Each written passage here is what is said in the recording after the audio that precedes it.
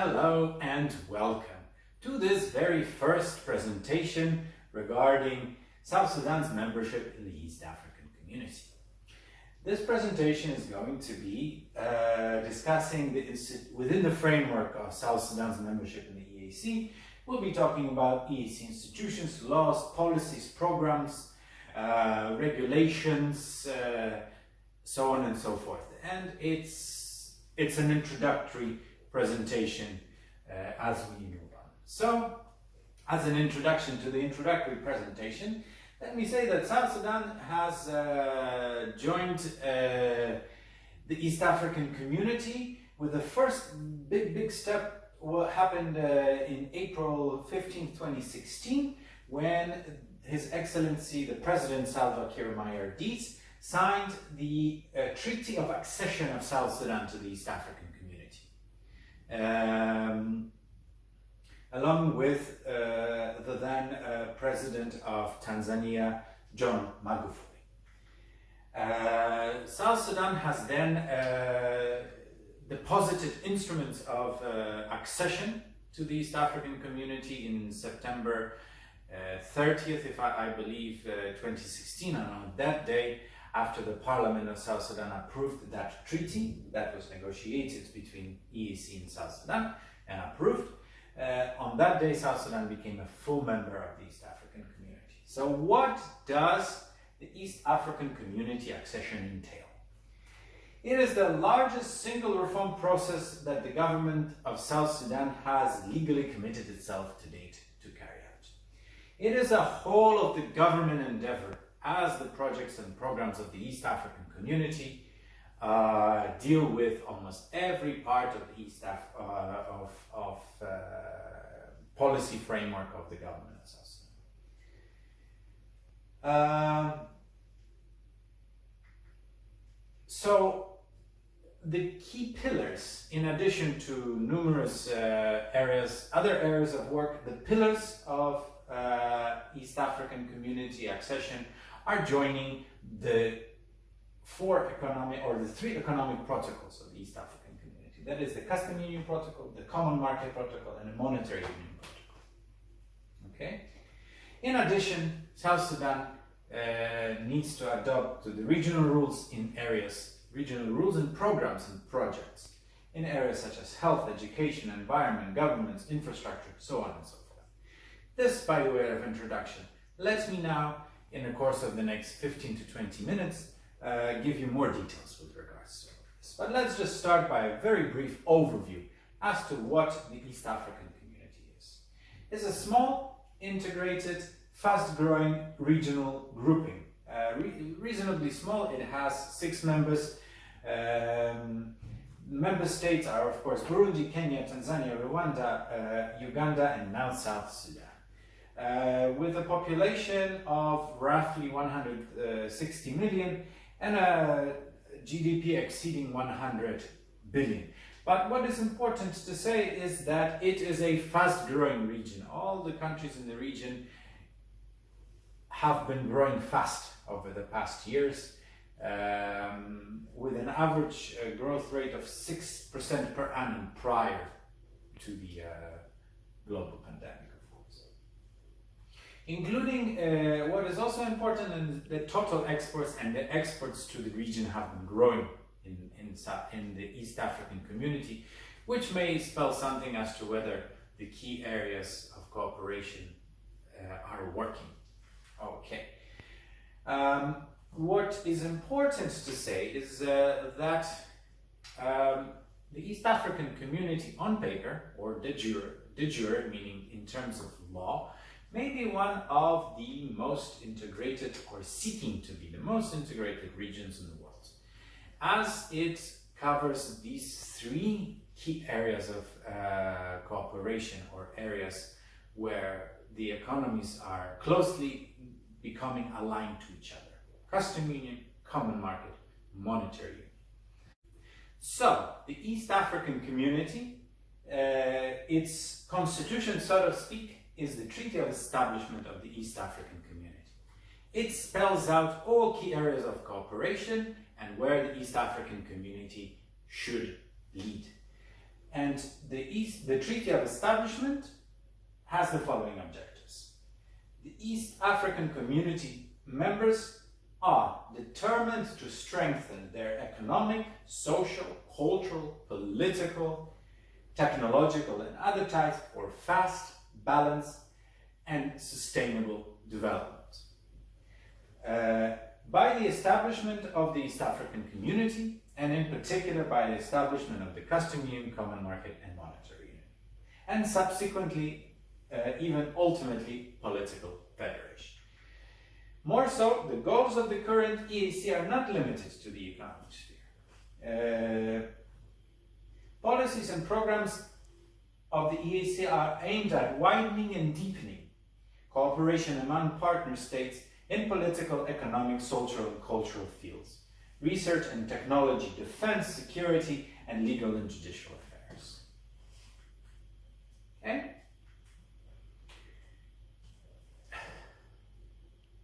So, what is important to note is that the East African Community is a whole of the government reform. It can contribute to better policy outcomes and governance as the EAC imposes a degree of external accountability and checks and balances. And I would like to talk a little bit more in detail to that as to why. To answer this question, we need to take a look at the structure of the regional economic bloc. It is arguably a full-blown supernatural institution with its own executive, which is the summit of the EAC heads of state, which is taking once a year, and this is where the presidents discuss and move forward. It has a legal system, which is comprises of 20 protocols and more than 25 acts. Okay? It has a regional court, which is called the East African Court of Justice, and a regional parliament. So one could, as I said, even go as far as to say, well, to an extent, it mirrors to be a supranational government. The EAC imposes an additional layer of regional government with jurisdiction to safeguard and implement the treaty and EAC laws. Okay? Important to say is that the Treaty of Establishment of the East African Community is requiring for supremacy of EAC law. Decisions and laws made by these institutions supersede domestic laws and policies as per the Treaty of Establishment. In certain areas covered by the treaty and its protocols, EAC members, including South Sudan, secede powers and policies in favor of the regional approach. And one example of that is, of course, the trade policy, where South Sudan now commonly develops a trade policy in terms of setting tariffs, in terms of entering new regional trade agreements with the East African Community member states. As such, one can argue that South Sudan membership in the EAC strengthens key feature of democratic governance, and these are separation of power between the executive, the legislature, and the judiciary, strengthen the system of democratic checks and balances, and supremacy of rule of law because of those structures. Okay, I will take a little bit. I'm not sure how well you will be able to see this, but what I have been already mentioning is that I want to talk in this slide. I would like to talk about the structures in the institutions. So the most important executive is the Summit of Heads of State. The Summit of Heads of State comprises obviously of the presidents. They meet once a year, and the summit meets at least once a year every year and may hold extraordinary meetings as requested. But its aim is to give general direction and impetus as to the development and achievements of the objectives of the East African Community. We have the East African Legislative Assembly, which is equivalent of the Parliament, and it passes various laws. The East African Legislative Assembly comprises of 9 elected members from each partner state, and the functions of the East African Legislative Assembly is enactment of EAC legislation, oversight and supervision roles also in terms of financial matters, and debates and approval of the EAC budget. Okay, this is the East African Legislative Assembly. We have the Council of Ministers. We have several councils of ministers. There is the most important Council of Ministers, which is the Council of Ministers of Ministries of EAC Affairs. It is the main decision-making organ made up of ministers responsible for EAC affairs or cooperation. The aim of this institution is to promote, monitor, and keep under constant review the implementation of EAC programs. Okay, we have the East African Court of Justice, but I leave it for now, as I will be speaking more in a moment about this. We have the coordinating committees, which is meetings for permanent secretaries or undersecretaries, and it's the main decision-making organ made up of, my apologies, to make recommendations. The objectives of the coordination committee is to make recommendations to the council on the implementation of the treaty. We of course have the EAC Secretariat, which is headed by the Secretary General, and it's the executive organ of the community, and with headquarters in Arusha, Tanzania, that ensures that regulations and directives are adopted by the council and properly implemented. Okay? I would just like to, this is a more clear view of the structures of EAC affairs. Of course, we have the summit even on top here, but we have the PSS meeting, committees and meetings. We have the sectoral committees. This one, for example, is on customs and trade, and sectoral committees are for high-level servants. So, to conclude this institutional structure, or to give you a summary with some sort of analysis, to say that the East African community structures can be considered top-down and bottom-up, because it is civil servants that are, say, meeting once a year in a sectoral committee on customs. They can propose policies and programs to permanent secretaries. Permanent secretaries, and they report forward these proposed policies to the sectoral council and to the Council of Ministers for this to be approved and then be assented by the summit and the presidents. Equally, the presidents have, of course, and the ministers also have the power to initiate and start negotiating on regional policies. Okay?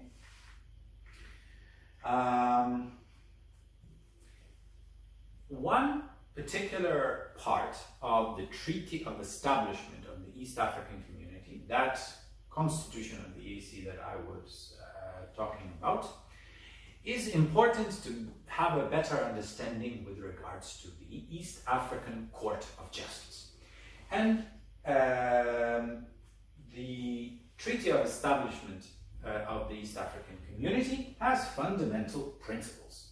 These fundamental principles are related to mutual trust, political will, peaceful coexistence, peaceful settlements of disputes, and good governance. And within good governance, what this good governance, it means democracy, rule of law, accountability, transparency, social justice.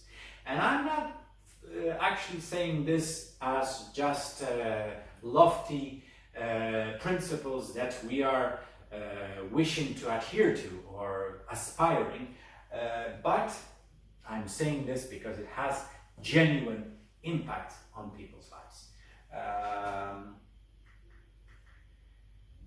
And that is because the Treaty of Establishment of the East African Community has created a key institution, the East African Court of Justice, that is set to guard the principles, the fundamental principles and all the laws of the East African community.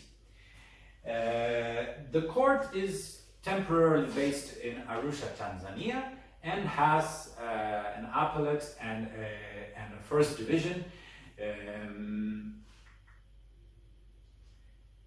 And its key jurisdiction is, as I said, the laws of the EAC and the treaty establishment of the EAC.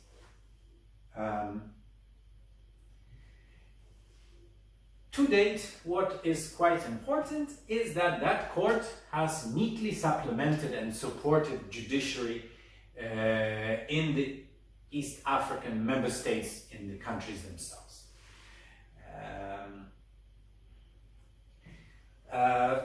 As it took a very important decision at the beginning of its creation, that it needs to guard the fundamental principles of the East African community: democracy, rule of law, good governance, human rights, and so on.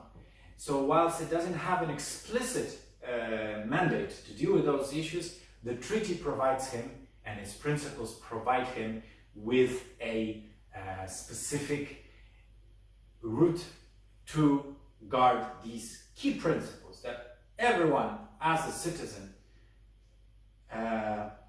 first of all needs to adhere to, and second of all needs to have his rights secured in these areas.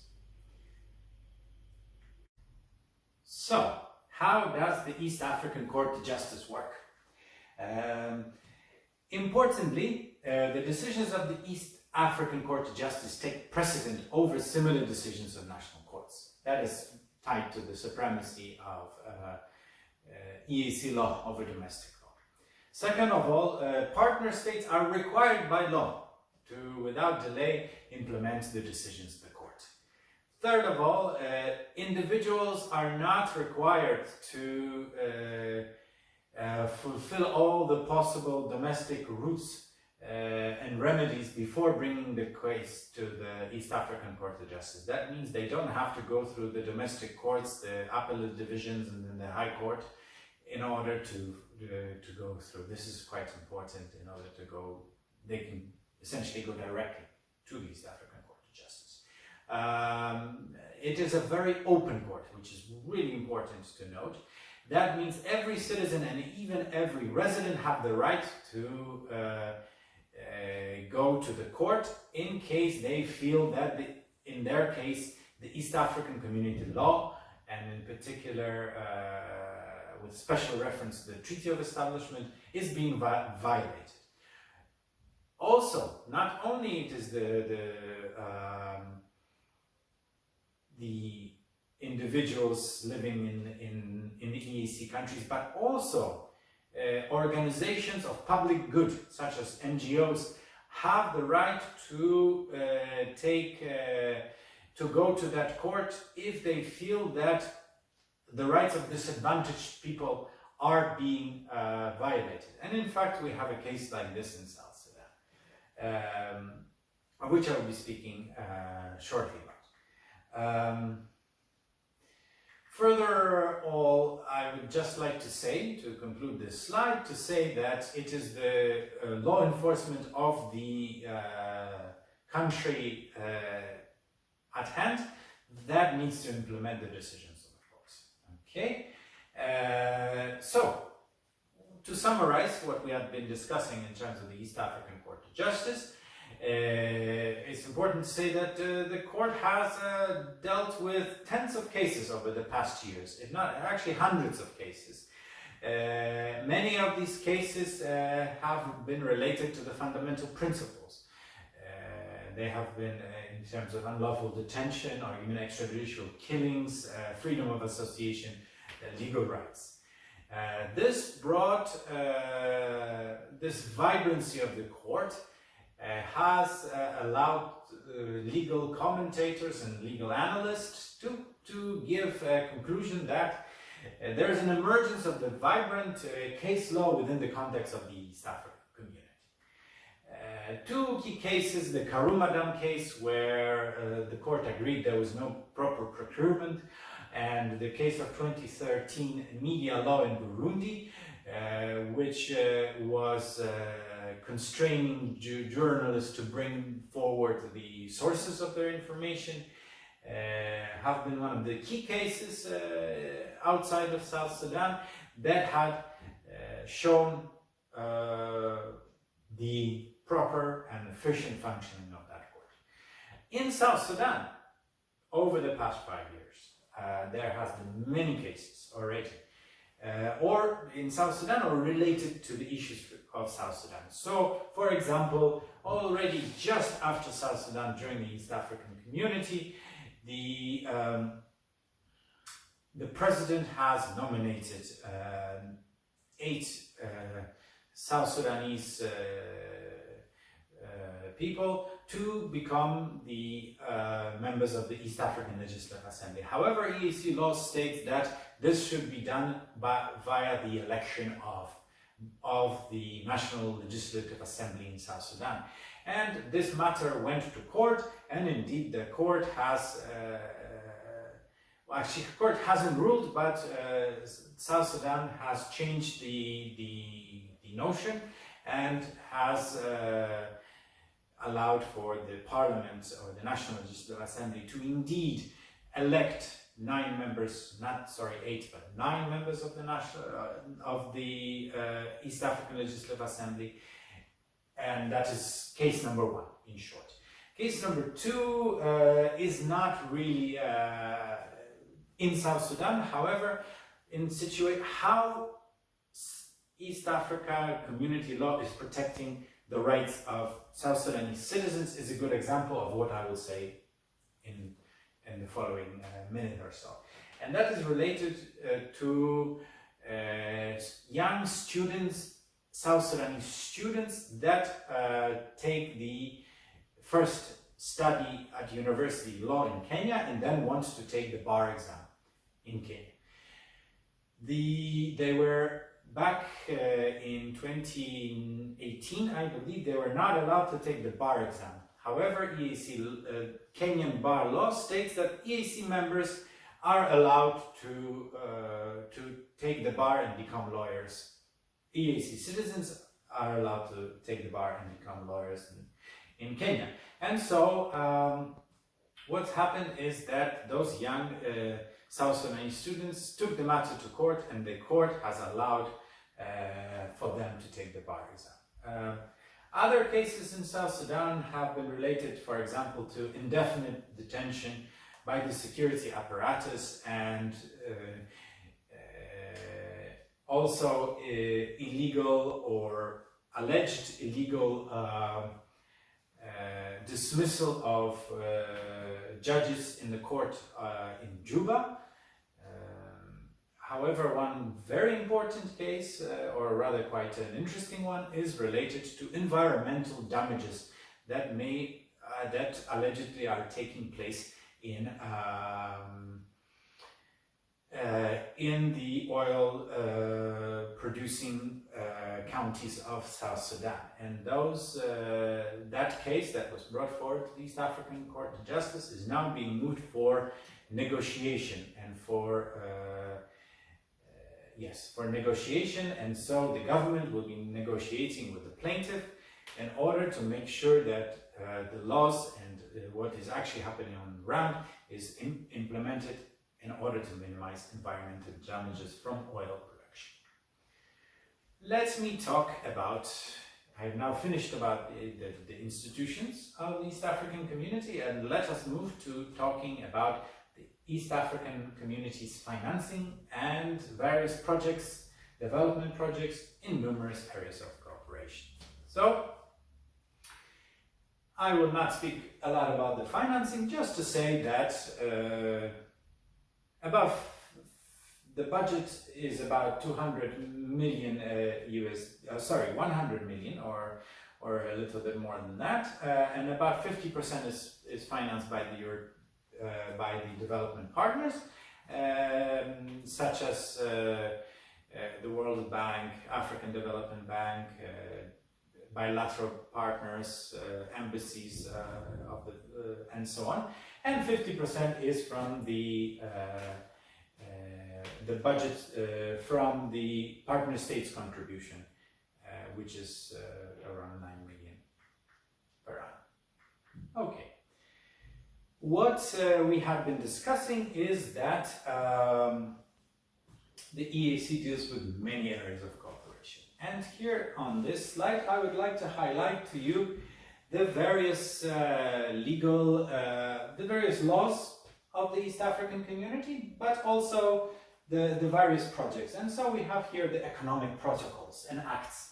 And these are, for example, the protocol on standardization, quality assurance, metrology and testing. Of course, we have the custom union, the common market protocol here also.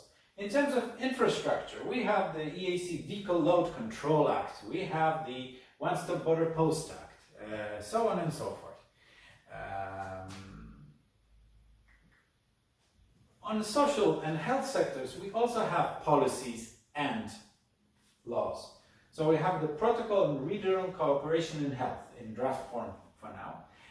We have the Protocol on the Establishment of Inter-University Council of East Africa. And you can see how all of this is heading this, I'm telling this to you for this to head in a specific direction. And that direction is to show you how wide that institution, the East African community, is, and on how many levels it is working and it is supporting sustainable development in the region.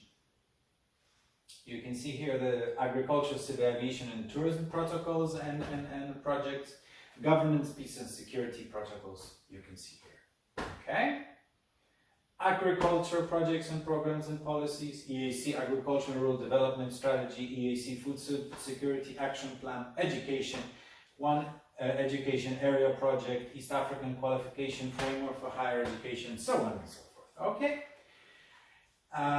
Close to be concluding this this presentation, but just to tell you that even as a well-known newspaper as the Financial Times is saying that the East African community may be hitting the nail on its head, so to speak, which is EAC is attempting to unleash productivity gains even without large investments and large financial resources. And how does it do it according to this very well-known newspaper, the Financial Times? Well, the East African community, for example, implemented the one area network where the roaming charges have gone significantly down, if not have gone already to zero in some cases. And we can feel it here in East Africa as of course, we can see that calling now abroad is much cheaper to the East African community. In terms of trade facilitation, in terms of supporting and decreasing the cost of trade, we can really trace the difference. As before EAC was created, the time it took for a container to be brought from Mombasa all the way to Kigali or all the way to Kampala was 2-3 weeks, which was extremely long. And the East African community, with its organized custom modernization and trade facilitation programs, has decreased this to 3 to 4 days, a significant amount.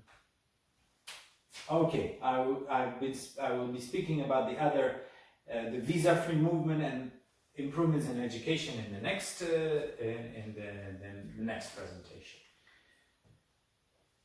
But to conclude, what I want to say is that for countries such as South Sudan, it is maybe quite important to join regional integration schemes as the East African community because it supports shared administrative capacity in many areas. South Sudan is only developing its bureaucracy, developing its administrative capacity to administer and support the private sector to flourish and the economy and the society to flourish. So, for example, in the area of standards, South Sudan is joining the big area of work there and adopting the same standards as the EAC, essentially not having to develop its own. In the area of civil aviation, there is can adopt all the regulations and manuals of CASOA and even join the common airspace management systems of Civil Aviation Safety, Security and Oversight Authority of the EAC. Okay, in the area of customs, I think I will be speaking on that in the next presentation, but we can have many shared administrative capacity programs there. In the area of court, we have been discussing this quite a bit in this presentation with regards to the East African Court of Justice. With regards to the central bank capacity, if South Sudan will join the monetary union, there will be only one central bank and there will be shared administrative capacity of one central bank in the East African community. That is, of course, if South Sudan joins the monetary union, and we will be talking about the monetary union soon. EAC institution that South Sudan has already joined and already is sharing that is co-sharing and co-benefiting from this administrative capacity. So the various institutions are East African Development Bank, Civil Aviation Security and Oversight Authority, Inter-University Council of East Africa, East African Science and Technology Commission. All these institutions have numerous projects to develop regional beneficial projects. East African Competition Authority, East African Health and Research Commission, especially the East African Development Bank, which is being brought to the EAC core, has the capacity and does provide loans for businesses to develop, grow, make a stronger region. To conclude, I would just like to say, to talk a little bit about history. South Sudan has made to history after how South Sudan has actually joined East Africa. So South Sudan has made a formal application, and the president has actually wrote and signed that formal application back in 2011, already just a few months after South Sudan has actually been created. Application, one can argue, was created on the wave of optimism during the time of independence and strengthening the sovereignty of South Sudan. Following the application, the East African community in 2012 came and made an assessment mission. And already in 2013, the political atmosphere changed for the positive, and EAC countries have looked much more favorably for South Sudan's membership. And in October 2013, there was a big mission of ministers from South Sudan. Almost half of the ministers of the government of South Sudan attended a mission to Arusha, Tanzania, the headquarters of the EAC Secretariat. And following these political discussions there, the missions and so on, negotiations have started more or less in December 2013, with South Sudan receiving a formal invitation to commence negotiations in December. At the beginning, South Sudan needed to create negotiation structures, and the presidential decree needed to be created and cabinet memorandums in order to create a reasonably sophisticated structure for negotiations. And these structures were at the very top, with the general directions, impetus for EAC negotiations were provided by His Excellency the President, with oversight by the Council of Ministers.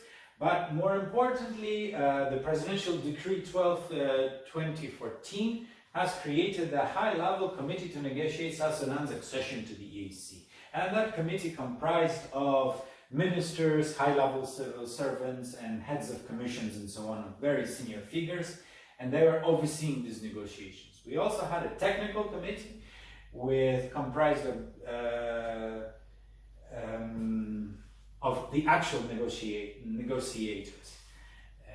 And even there was 4 sub-technical committees, one on legal issues, one on trade issues, one on environment issues, environment, education, health issues, and one on infrastructure and services.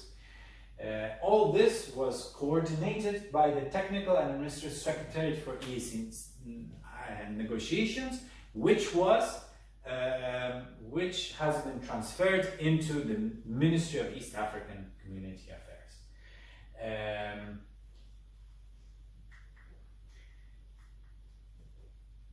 The key negotiators were at the time Minister of Finance Agratisa Sabuni, at the time Minister of Foreign Affairs Barnaba Marial Benjamin, and at the time the Secretary General of the South Sudan Secretariat for EAC Accession, Momo Athian Kwa. How did the negotiations look? They were in various negotiation rounds. Each negotiation rounds entails South Sudan delegation coming to Arusha to meet all the member states, and it was an assessment, a sophisticated assessment of policies and projects and development of the South Sudan government, and whether this is compatible with the development, with that what is going on in the EAC. And these assessments were organized in rounds, some dealing with economic issues, some dealing with political issues, and during these negotiation rounds, an assessment policy by policy, area by area, where South Sudanese negotiations, high-level civil servants were answering questions, were receiving further information, and so on.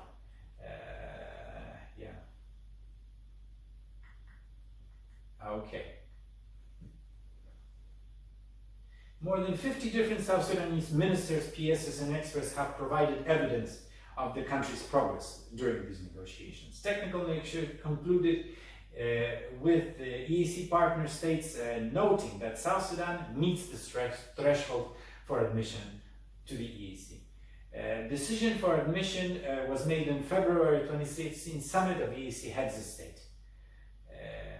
And the President Salva Kiir signed the Treaty of Accession of South Sudan to the EAC in April 2016 in Dar es Salaam, Tanzania. Finally, National Legislative Assembly approved the treaty, and instrument of accession were deposited on the 30th of September 2016 to Arusha, to the EAC Secretary.